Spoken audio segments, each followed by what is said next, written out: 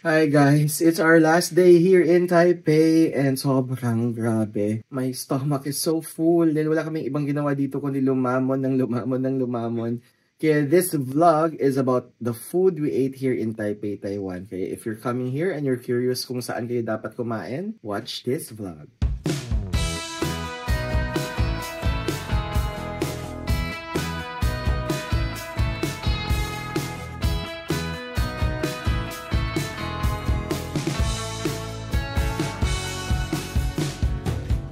Kung kasama sa inyong itinerary ang pagpunta sa Taipei 101, make sure na mag-food trip din kayo doon.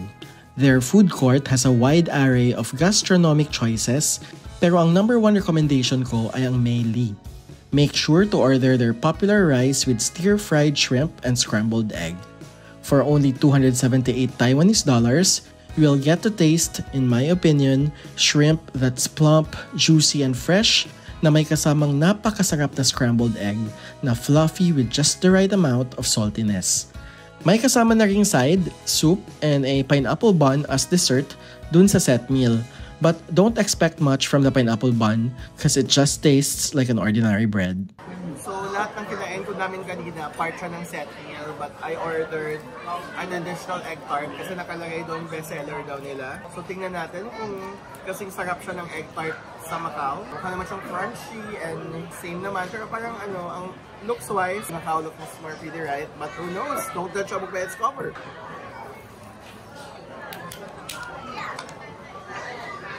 Masarap siya. Kasi hindi kumalat, diba? Ganun po, walang tumapon. Hindi masyadong flaky. Hindi flaky, no? Parang nakukulangan na. Nakukulangan ka. It's not super thicker.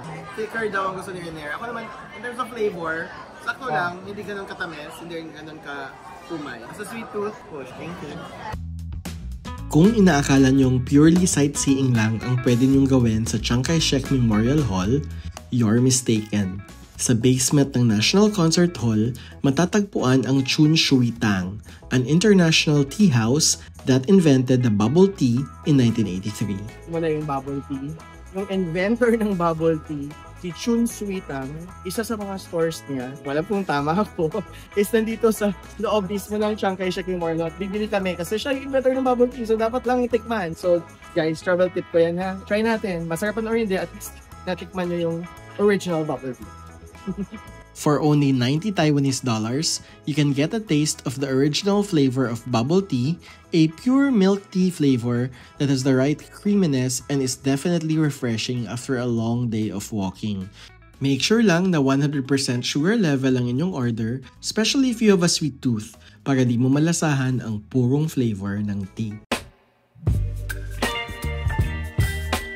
I did not expect to find the best noodle soup I've ever had in the touristy Jufen Old Street. Just a short walk from the iconic 7-Eleven or the street's entrance is this unassuming eatery, Ju Dao Ku, na I initially mistook pa for a typical tourist trap. But then... What can you say about the noodles? Al dente. Dente. The sabaw. Sabaw first. Very sarap. Okay. The meat. Soft. Melts in your mouth. Worth it. Worth. And it only costs 180 per bowl. cheap na. Cheap na. And it's already, it will make you, Full meal na. full meal na. Okay? Yeah. So that's our tip. Divided lang kami ng friends ko if lalagyan pa ba ng sauce ang broth. My friends added oyster and chili sauce to maximize its flavor, while me, as a purist, already love the strong herbal taste of the soup. Quick break muna from our food trip. In case you're wondering saan ko kinunan ang napakagandang overlooking na ito, sa kwarto namin mismo sa hotel na pinagstayhan namin sa Taipei. We stayed at Solaria Nishitetsu, a 4-star Japanese hotel just a few steps away from Ximending.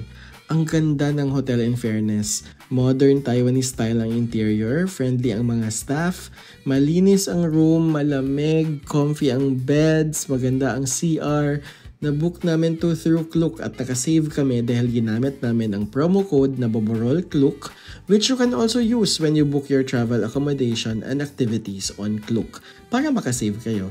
Of course, ang pinaka-okay sa hotel ay ang location nito because it's in the heart of Ximending, kung saan maraming restaurants at kainan at kung saan natin itutuloy ang ating food trip.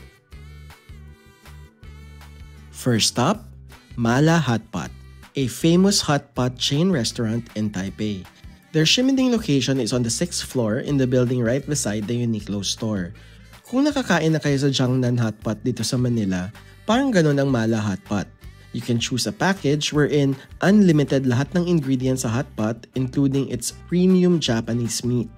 Aside from that, unlimited din ng drinks and imported ice cream. For the eat-all-you-can price of 798 Taiwanese dollars per person, I honestly found it expensive kasi hamak na mas mura ang Jiangnan. But if you're really into your hot pot and you're after the experience, then it's a yes for me. Their cheese ball was very delicious, by the way. We also tried the popular Taiwanese desserts in Ximending. We had shaved ice in Ximen Mango Shaved Ice. We don't know if they serve the best shaved ice in Ximending pero sila yung malapit sa hotels namin kaya dito kami kumain. A bowl of their shaved ice costs 280 Taiwanese dollars and sobrang laking bowl niya. Pwede actually mag-share na ang mga magkakaibigan. Our verdict? Underwhelming ang kanilang popular mango shaved ice because our Philippine mangoes taste better. Mas nagustuhan namin ang strawberry flavor. Tapos di ko lang nakunan pero masarap din ang durian flavor. Definitely a refreshing dessert if you come to Taipei during summer. Still in Ximending, pumipila kami ngayon for the crispy milk donuts. And so long. Ayan, so andito tayo ngayon sa crispy milk donut. It's very famous. Ang haba ng pila, 40 Taiwanese dollars per piece. Pero pag apat yung orderin mo, 150. So, ang daming flavors na iba, but we're going for the crispy milk donut, just for experience. Alright, so let's try. Finally, I have my crispy milk donut, 40 NTD or 80 pesos. Wow! Baka mahal. But, try natin ha. Ito siya. May milk, and then medyo mainit, very fresh. Let's try. Chewy siya. Na parang yung flavor niya, yung flavor ng parang homemade donut. Yung mga sa Pilipinas, yung nasa palengke lang na donut. Pero nilagyan ng milk na coating. Ganun lang siya guys, $80. Bakit ka papupunta ng Ximending kung di ka pipila sa Xing Fu Tang, which prides itself as Taiwan's #1 boba tea? Syempre, we ordered their signature brown sugar boba milk that costs 120 Taiwanese dollars. Pero alam niyo bang natikman ko na pala dati ang Xing Fu Tang? Ilang araw na kami dumadaan dito and talagang sa there ng pangalan, di ko naman pinpoint kung ano. But if you watch my Houston travel vlog, tingnan nyo doon. Una ko pala siyang natikman sa Houston, binabalik-balikan pa namin. And I'm just so excited nung na-realize ko ngayon lang. Kasi sobrang favorite ko siya. Kaya eto na, look. So milky with some brown sugar in it. Milky brown sugar milk tea.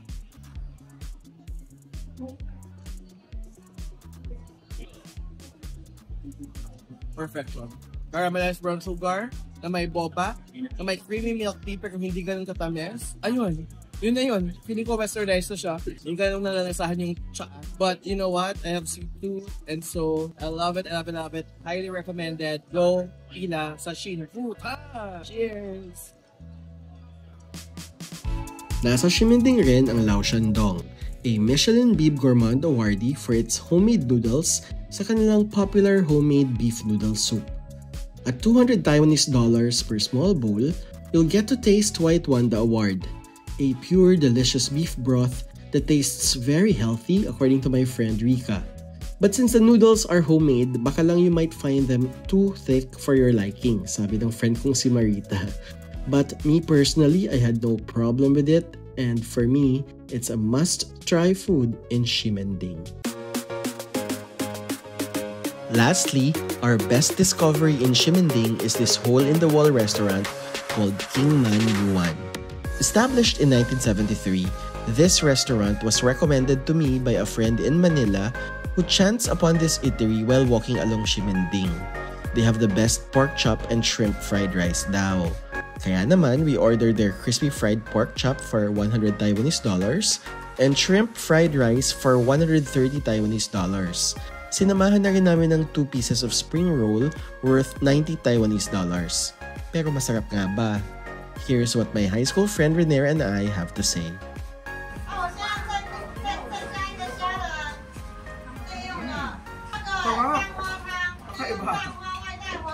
Kakaiba siya.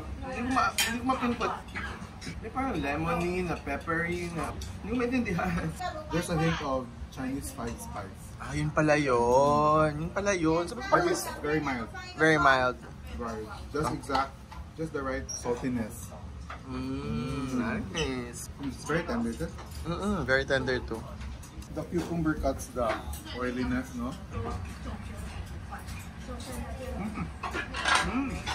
Sarap din. Ang rice, ang sarap.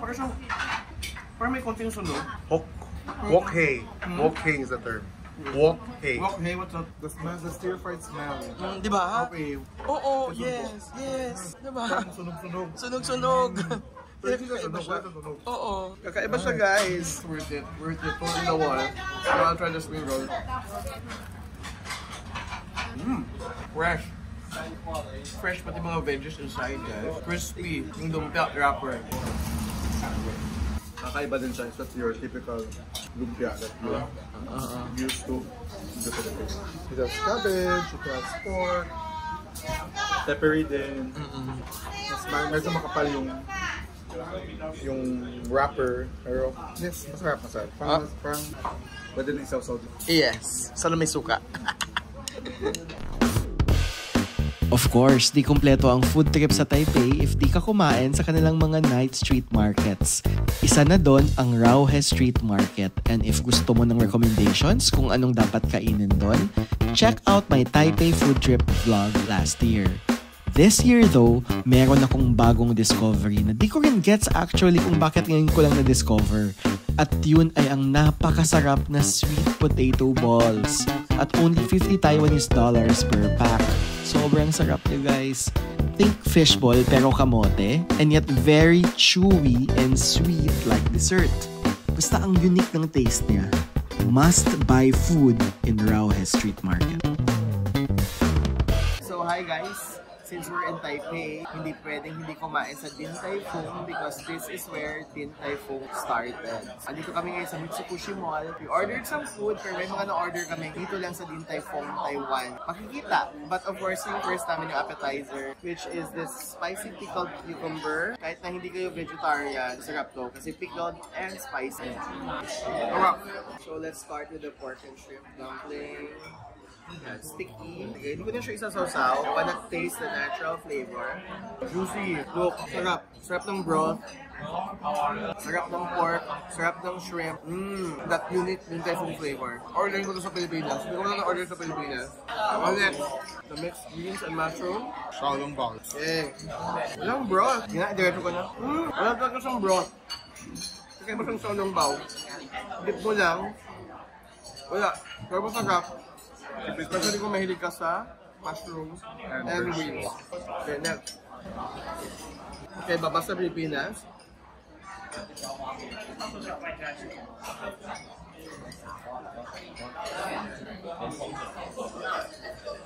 The same.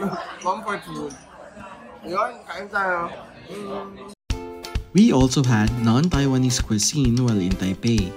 Kumain kami ng Japanese food sa Good Time Yakiniku, Beitou District Branch after our day trip in Yangmingshan National Park.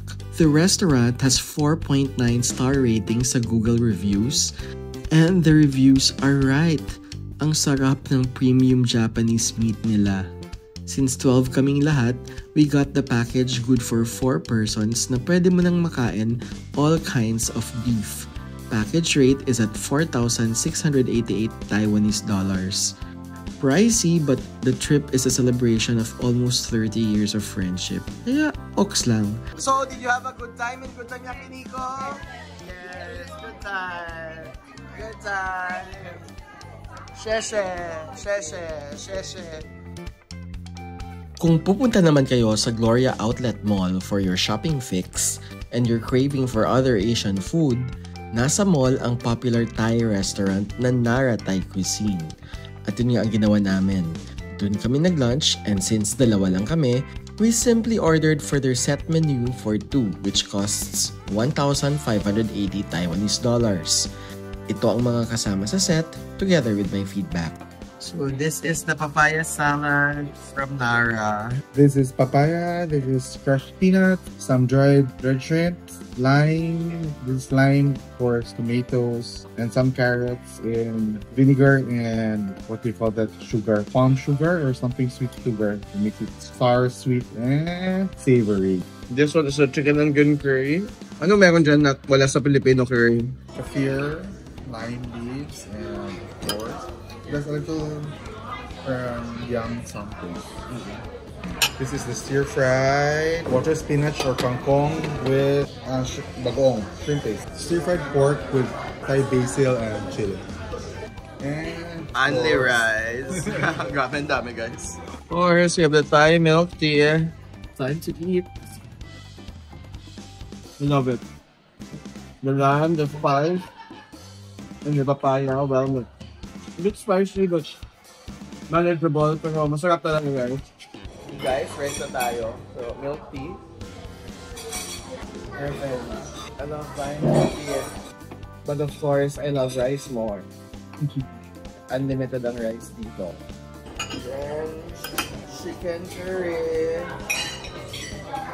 My favorite.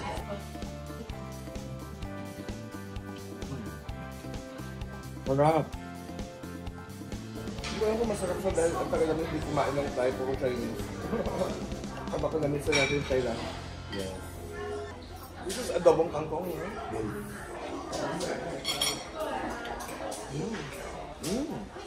Sarap. Considering I don't eat it.